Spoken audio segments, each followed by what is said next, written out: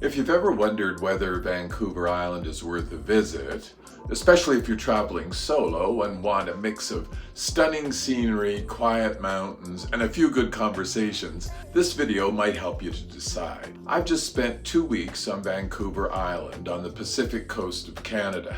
It was a mix of reconnecting with friends and family for a few days and then setting off on my own to soak in the landscape. Sea, mountains, forests, all of it. One of the highlights was a short stay on Mayne Island, one of the smaller Gulf islands off the east coast, near Victoria. It's quiet and scenic, with short hikes that offer beautiful views across the Salish Sea, and on a clear day, you can even spot Mount Baker far off in the distance in Washington State. For a couple of days, I'm visiting friends who are on Mayne Island.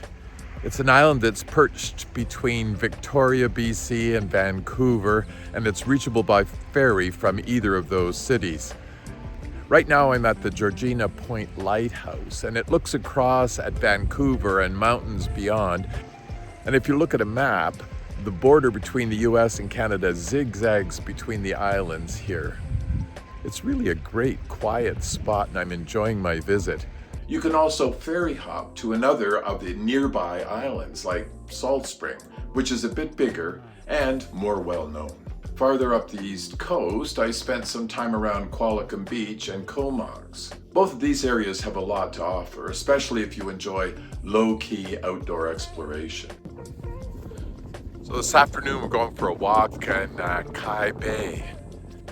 It's about 3 o'clock in the afternoon, the tide is out, and the beach is huge, so you can walk along where it would otherwise be covered in water when the tide is up. And all around us there are mountains in the horizon. It's a nice sunny April day on Vancouver Island. I also walked the Brooklyn Creek Trail and was intrigued to see the fish elevator that has been constructed along the trail in the brook to help salmon leap upstream. The Comox Glacier looms nearby, and you're surrounded by snow-capped peaks. The town is compact, but has a good selection of restaurants and coffee shops and other shops to allow you to get whatever you need. You can get there by car. It's about an hour and a half north of Nanaimo, or by flying into the local airport. Nanaimo itself is a bigger center with a regular ferry connection to the mainland. Just past Victoria is Sooke, a smaller town with a more rugged feel. It faces the open Pacific, and it's a great place to get that oceanfront experience without the crowds. Today I've come down to a little town called Sooke. It's on the west coast, just beyond Victoria, and I've come here because I think it might offer me some landscape that's quite different from what I've seen on the other side of Vancouver Island. I've rented a little shanty in the backyard of a place just outside of town, and I've scoped out some half-day or 4-hour trips that I can make from here. So I'm just about to set off on one. Let's see how it goes. I've come to East Sooke Regional Park, which is about 20 minutes away from where I'm staying. And I chose to do that this afternoon because it's not too far away and I don't have the whole day to travel. Tomorrow I'm going to head further north because there are places there that I want to check. There are lots of paths here through the woods, and this is the way it is all over Vancouver Island. Lots of big, huge, beautiful fir trees and forests and wilderness, and then shoreline. And maybe it's just because it's April, but it's never really crowded.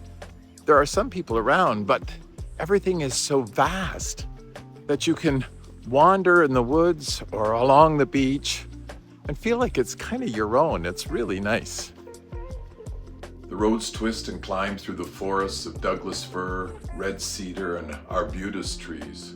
Some of the firs are centuries old and they stretch up to 80 meters high. The whole island is thickly forested, and most of it is what you'd call temperate rainforest. That means it's lush, green, and damp in all the right ways. Ferns, mushrooms, lichen, wildflowers, it's all there in layers. You're often walking or driving through a kind of a living tunnel with towering trees overhead and moss underfoot. To get around, I'd say a car is essential. Public transport is limited, and while I did see a few cyclists, the roads didn't look especially safe for bikes. Narrow shoulders, winding curves, and lots of hills. There are designated bike trails in some areas, and where they exist, they'd make for a much more enjoyable ride. From my base in Sooke, I made a few day trips. One was out to East Sooke Park. Another day, I headed up the coast towards Port Renfrew, walking through the rainforest and along Sombrio Beach. On the way back, I stopped at Sandcut Beach, where the morning rain had just left the forest glistening.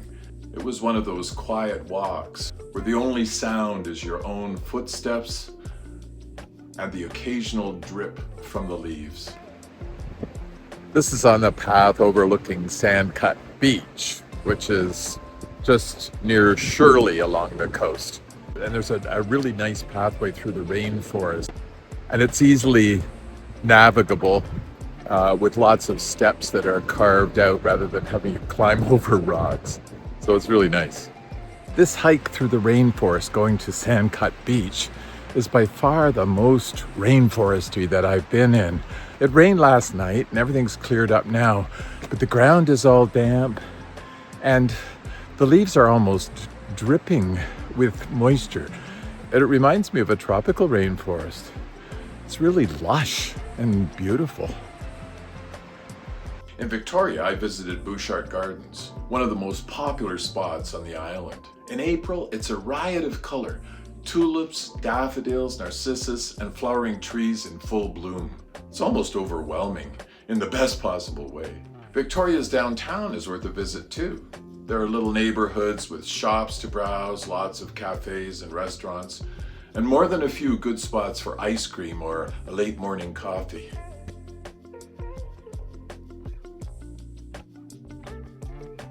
For me, the appeal of solo travel is the balance between connection and solitude. On this trip, I had time to catch up with friends and family, but also the space to explore on my own, follow my own schedule, and reflect. The planning I'd done ahead of time really helped. I'd looked into each area and mapped out some options, so I wasn't starting from scratch each day.